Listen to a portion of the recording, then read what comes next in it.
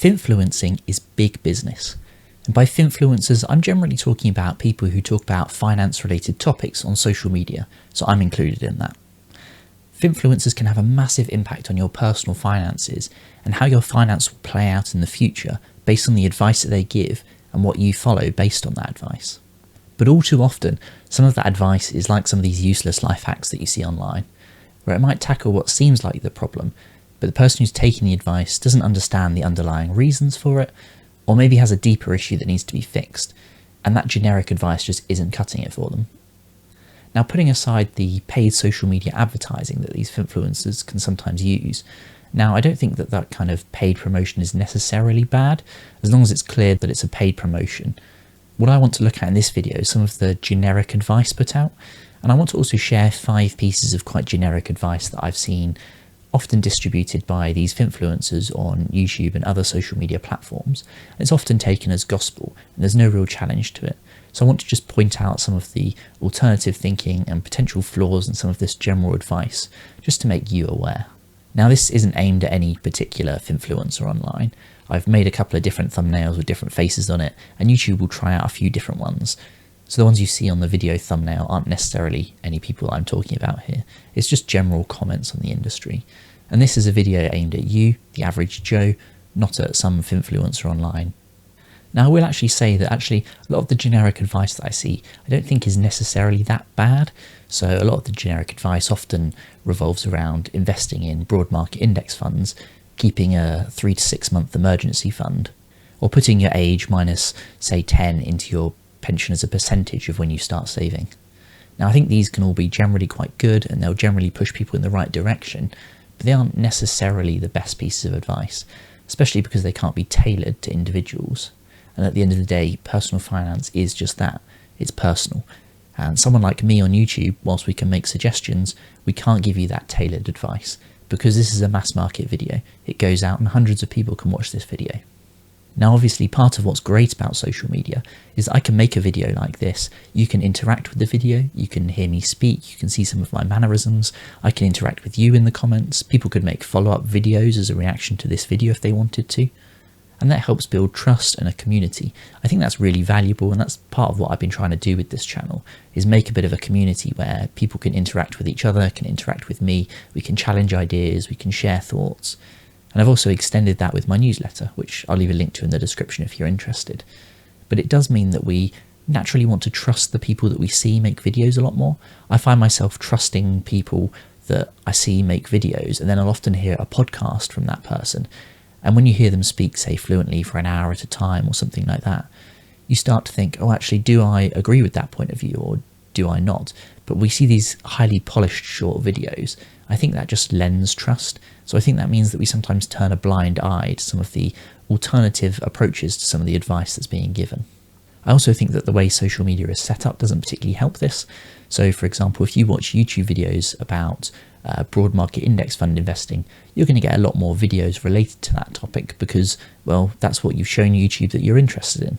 Likewise, if you watch a lot of videos about budgeting and the more kind of foundational personal finance topics, you're going to get a lot more videos about those topics. And that can create a little bit of an echo chamber where we maybe don't get to see alternative points of view. And that probably means that no one will watch this video, but I think it's important to make anyway, because I think I'm just going to challenge some of those generic pieces of advice that are given online. Now, I said earlier that there's 5 pieces of advice that I want to just look at and potentially give an alternative viewpoint to. And I'm going to start with one that I've seen a lot more recently, and that's that we should be teaching personal finance in schools. Now, I don't know if this is just a UK-based topic that seems to be going around, but I just want to say that in the UK, we do teach personal finance. It's in the national curriculum set out by the government that schools have to follow for both Key Stage 3 and Key Stage 4. So that means between the ages of 11 and 16, you will have lessons that include personal finance topics in them. Now, those will be taught either in maths or in citizenship or PSHE, depending on what your school calls it. And I can recall that I did actually have some lessons in that. Now, I think if you ask the vast majority of people, they'll say, no, I didn't have any personal finance lessons. And I think that's just because, really, if you're, say, a 14-year-old kid, you don't really care about insurance products or mortgages or anything like that because it doesn't have any impact on your life. You're not running a household, so why would you care?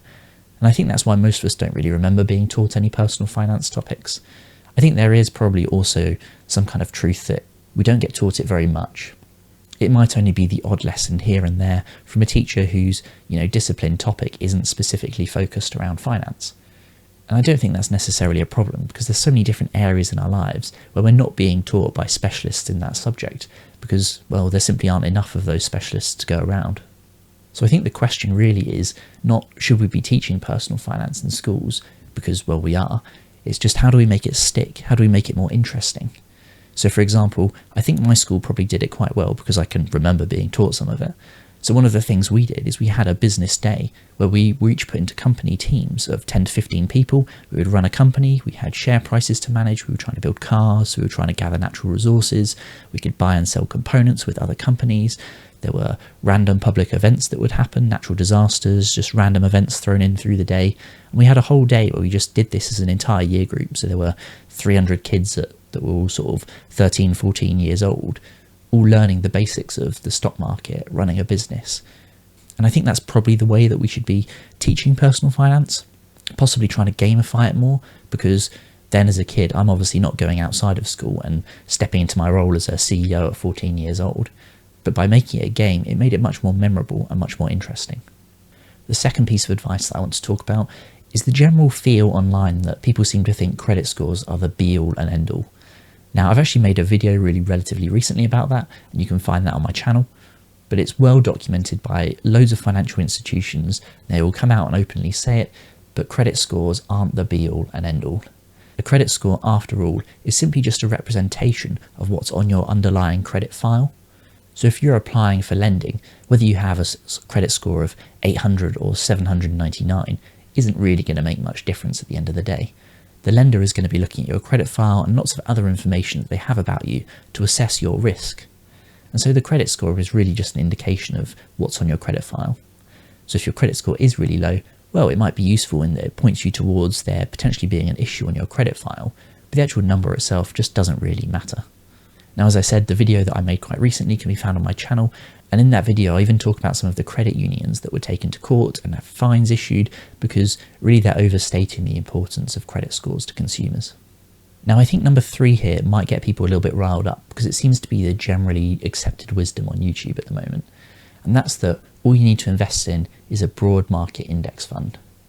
Now, I'm not out here to say that they're bad, that index funds are really bad, because they aren't.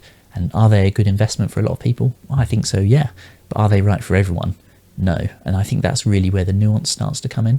I think people just hear that they should be investing in an index fund, and they don't really look at the risks, the opportunity costs, or whether it's suitable for them as an individual.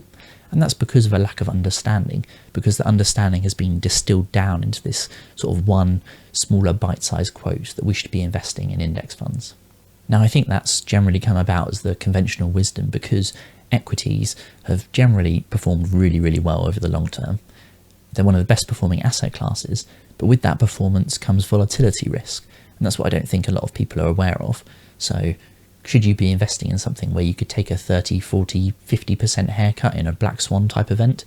There's a lot of people who wouldn't be comfortable with going through an event like the financial crisis again, where if you'd been invested in the S&P 500, you would have seen about 50% of its value wiped off over the course of about a year. And that's definitely not going to be pleasant to look at if that's your life savings. Now, again, I just want to reiterate that it's not necessarily a bad investment, but you just need to be aware of the pitfalls, the risks, and really understand that maybe is some further diversification going to be good for you. Now, number 4 is broadly linked to number 3, and I'm seeing this one becoming much more common, especially within the UK sphere. I think it probably originated in the US, and this is the idea that the S&P 500 is the only index that you need to invest in. For the uninitiated, the S&P 500 is just a benchmark that tracks 500 large companies in the US. It's not necessarily the largest 500 because there are some entry criteria that the board that oversees who goes into the fund decides upon. But broadly speaking, it tracks all the biggest companies in the US. Now, I've seen a lot of people recently saying that you should definitely invest in the S&P 500. It's the best way to achieve global diversification. It covers everything. You've got all the big tech giants in there. You've got lots of oil and gas. You've got consumer staples in there. You've got financials. And that is true because there's 500 companies in there. There is a good mix of industries in there. But one of the claims that's often made is that lots of the earnings come from outside the US, and therefore it has really good global diversification. And that is true for some of the biggest companies. And that's because they have footprints that cover a lot of Europe, Africa, Asia, Oceania, South America. They're global companies, and so they get revenues from all over the world. But that isn't so true for a lot of the companies further down the list. And so if we actually take a look at the revenue by country from all the companies in the S&P 500 amalgamated as one big group, we actually see that only about 30% of the revenues come from outside the US. And so the vast majority of the S&P 500 is dominated by US revenues. So just to make this point a little bit firmer, I want to take the FTSE 100, which is a similar style to the S&P 500, but it's the 100 largest companies listed on the London Stock Exchange. So you might think, well, this is going to be a UK-focused index. When actually this is the complete opposite of the S&P 500. Less than 30% of the revenues come from within the UK, even though all these companies are listed in London. And so you could make an argument that actually your earnings are more diversified by investing in the FTSE 100. But the performance of the FTSE 100, especially over the last 15-20 years, has been abysmal compared to the S&P 500. So this is just trying to point out that there isn't just one reason here why you should pick an index. You need to understand the risks and the pitfalls that come with this generic advice. Now, before I just talk about the fifth one, if you haven't already, I'd really appreciate you hitting the like button down below if you're enjoying this video so far, and if you think it should be pushed to more people in the YouTube algorithm. That engagement really shows YouTube that it's a valuable video. And so the fifth thing that I've seen quite regularly, again, I don't know whether it's just a UK-based thing, and that's that we're all going to be super poor in retirement. Now, this is a topic that I personally find quite interesting, and so I've got quite a few videos that I've already made about it on my channel, which again, you can go on my channel and find those if you're interested. And I think it comes to a bit of a shock to some people that state pension is a benefit, it's not a right. You earn the right to get the state pension. You have to work and contribute national insurance contributions, and that entitles you to some of the state pension. But that doesn't mean necessarily that the state pension couldn't be phased out.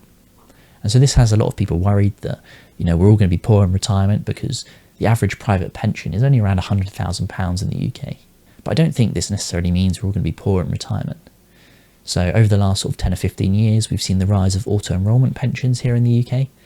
So if you're of working age and earning a decent amount of money, you'll be auto-enrolled into a private pension. And so every month you're going to be tucking money away into investments that are trying to grow in the background, whether you really care or not about it. And this has brought loads of people into investing earlier in their career. And so that means that some of the money that's invested early in your working career can have 40 years to compound on your behalf. And if you can achieve, say, 7% returns, your money is going to double approximately once every decade. That means that after 4 decades, every £1 goes to £2, then £4, and then £8, and finally £16. So that £1 that you invested at the very beginning of your career could be worth £16 when you come to retire. And so if you crunch the numbers on this, the average worker who's earning the median wage in the UK and investing for pretty much 40 years, putting aside, say, £200 to £250 a month, which is broadly what it would work out as for the minimum auto-enrolment contributions, you should achieve a pension pot towards the end that will get you sort of £10,000 to £15,000 per annum in retirement. Now add on your state pension there, and you're looking at something around the £20,000 to £25,000 per annum in income. And if you've got a paid off mortgage, that's not necessarily a bad lifestyle to have. Now combine that with a partner who's potentially in the same boat, and you're potentially looking at, say, £40,000 to £50,000 in income as a couple without a mortgage to pay. Now that's a very comfortable position for most people to be in, and it's certainly not a poor retirement. Now, do I personally wish that the auto-enrolment pension contributions were higher as a default? Yeah, I think it probably would be helpful. But does that mean we're all going to be poor in retirement? Absolutely not.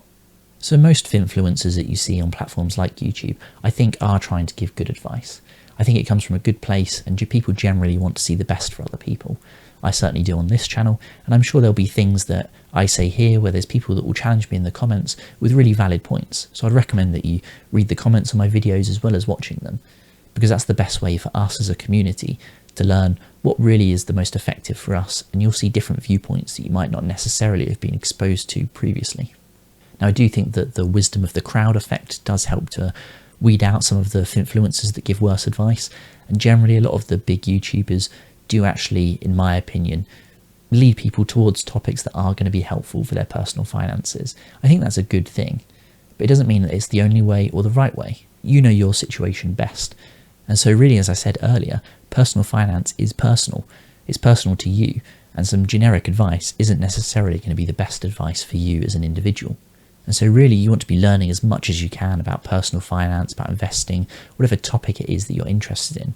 Because the more you know, the better informed decisions that you're going to be able to make about your financial future.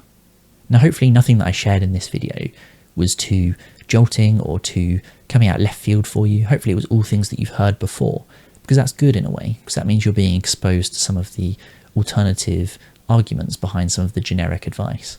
But if this was new to you, then maybe it's time to go out and just search out some of the different opinions from things that you maybe take as gospel.